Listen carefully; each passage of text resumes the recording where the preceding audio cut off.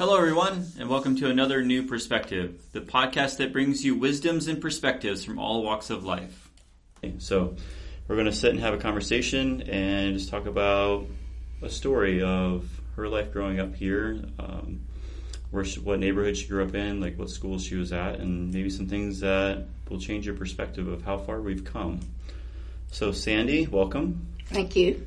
I appreciate you coming in. And Sandy actually lives next door to me, so it's been very interesting to have time to talk to Sandy and learn more about Raleigh from how I've seen it in the last off and on 10 years that I've been here to growing up here your whole life. So why don't you start off just to open the question up, like what neighborhood did you grow up in as a child? Like where were you born at and where did you spend most of your childhood at?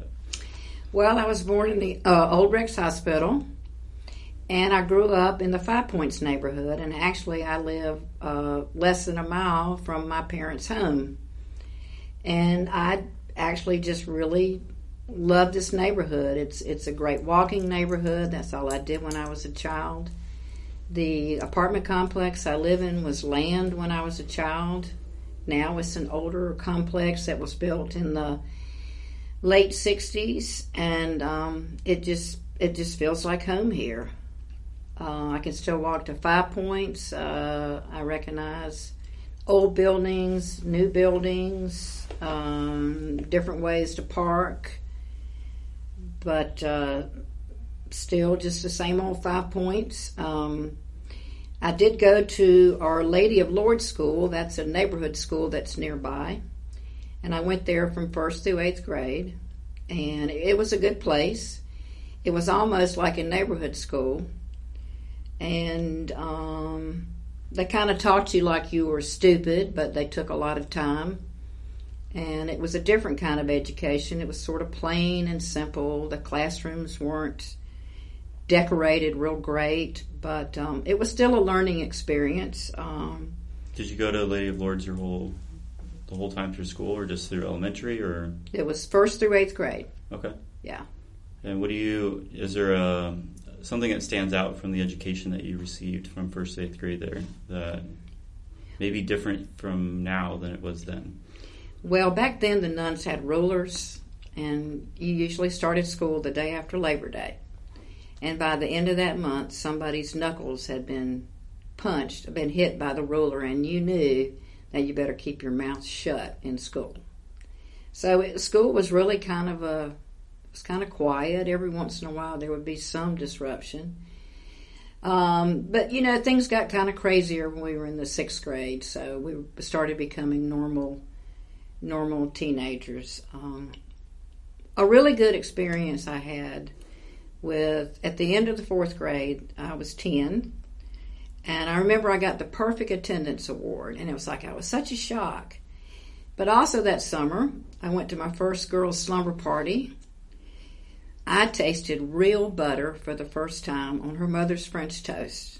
And we took a field trip later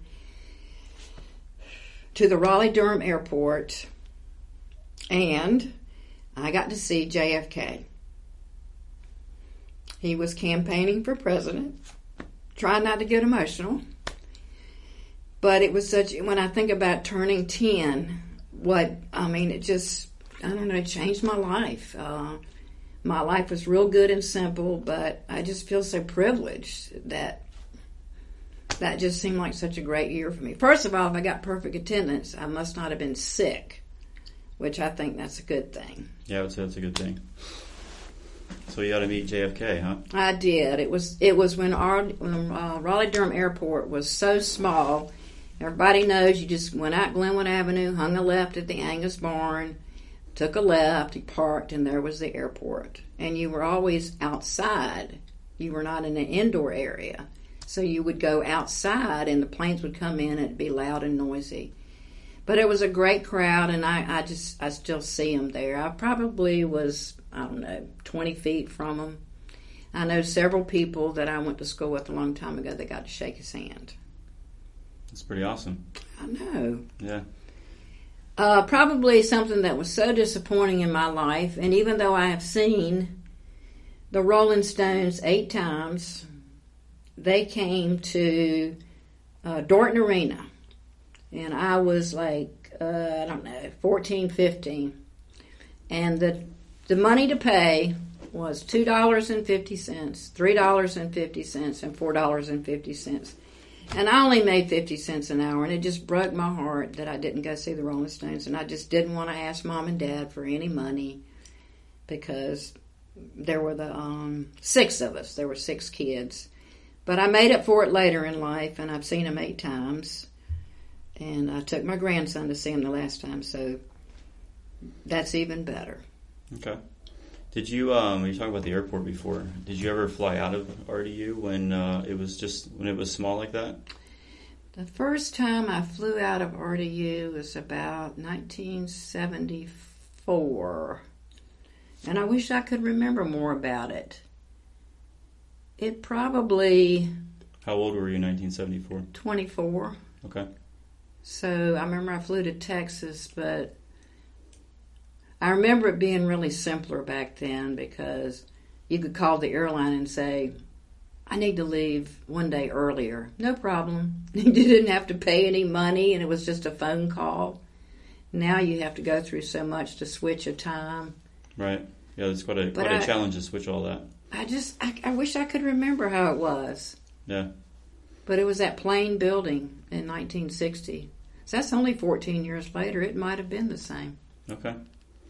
You talked about 5 Points is pretty much still 5 Points. How about we talk about maybe some of the buildings in that neighborhood, like in our, I guess the main intersection that everybody knows of so well. We know where Hayes Barton Pharmacy is. We know where the gas stations are.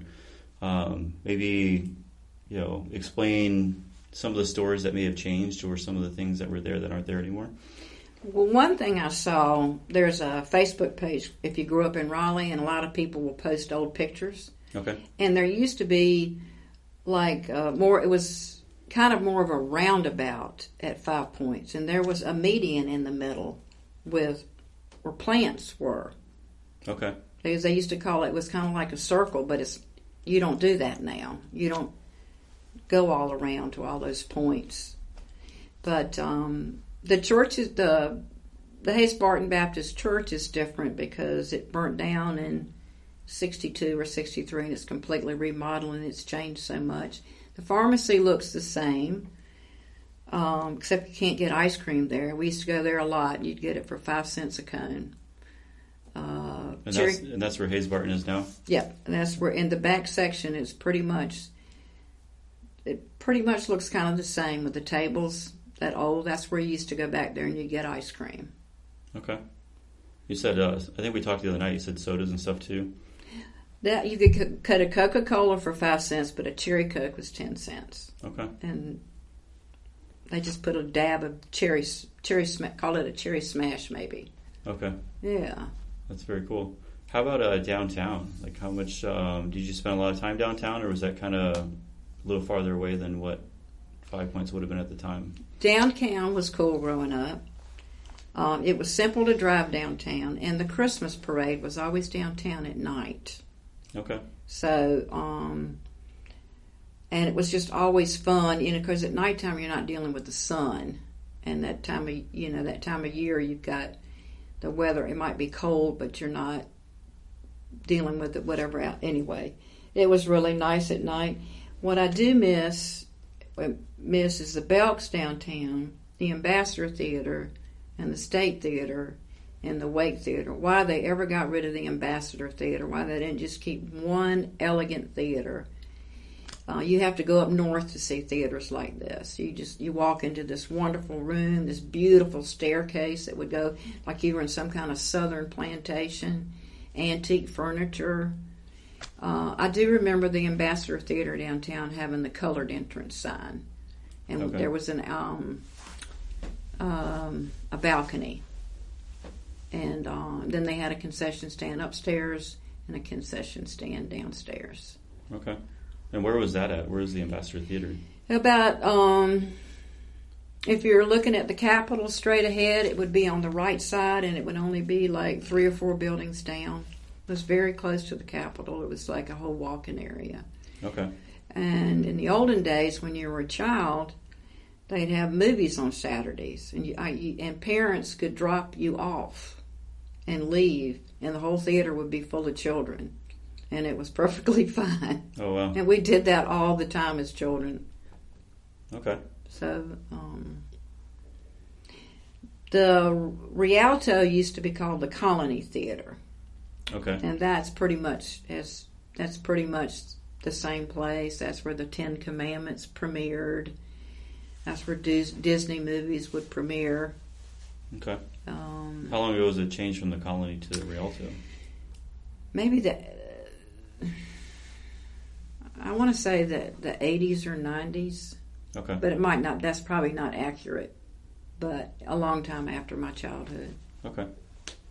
Very good. How about, let's go back more into, you told me the one time that something about Drury Hills or like Six Forks and all that. Mm-hmm. Tell me about that area. You said that was out of the city limits? Right. We used to take Anderson Drive, it was right near Our Lady of Lourdes. But when you got to the end of Anderson Drive, it was a dirt road. And that was Six Forks. Road. And I didn't really know this story, but one of my mom and dad's friends died, and I went to his service, and the gentleman that gave the speech about him was talking about this gentleman was how great it was. He'd bought a house in Drury Hills and was outside the city limits, and he didn't have to pay the same taxes as everybody else, and it was only like 3 blocks from his house, and his kids went to school there. Okay. They went to school at Our Lady of Lourdes. Okay. Yeah. I mean, there was a bunch of... It was like a neighborhood school. I mean, you could just walk so close to Lourdes, and there would be one of your friends from the school. Gotcha. So if Six Forks Road was a dirt road, then going out towards North Hills from there was pretty much all probably like fields, like farm ground? It was for a while. I hope I remember this right. Somebody said it might have been a Boy Scout camp. But the first building there was the Winn-Dixie. And I remember selling Girl Scout cookies there. And I think by then I was 15. Okay. So the first building there, was a big grocery store. And eventually... Where was that at? Where was the grocery store? The grocery store is where when you first entered the North Hills and everything on the left, that's about where the Winn-Dixie would be. Okay. The property that is taken up now seems like it's a lot different. But, North Hills used to have a movie theater, used to have a K&W. That was before the big changeover happened, right? Mm-hmm. Where the old mall was at? Right. Okay. Do you remember when they built that mall originally? The beginning of the first mall, it had to be there by the 1965 to 70. There was a K&W there. I worked there in high school, and there was a bunch of mall stores there, and they were slowly added. I don't want to get it confused with Crabtree because Crabtree opened in 74, so I guess North Hills Mall was there first. Okay. Yeah, and the post office was at North Hills. The movie theater was where Bonefish is.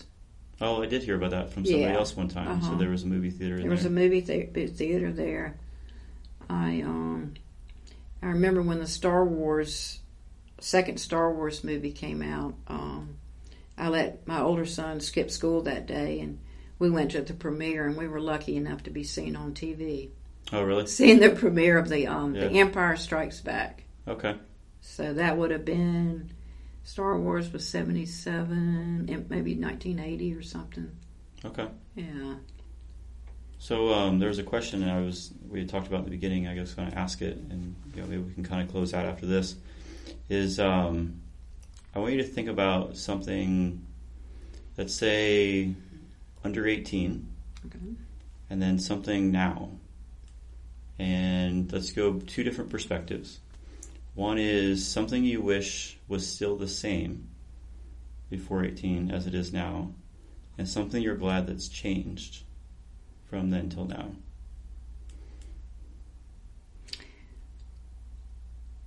Well, I used to go to the old Dairy Queen, And that building is still there, but I don't go to it now. It's called the Circus. But it was the place to go when we were children to get ice cream.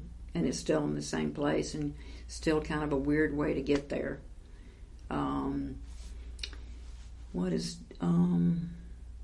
So are you wanting it to still be the Dairy Queen? Yes. Okay. I want it to still be the Dairy Queen, and so I can pretend. I might not go to it very often, but right. I want to.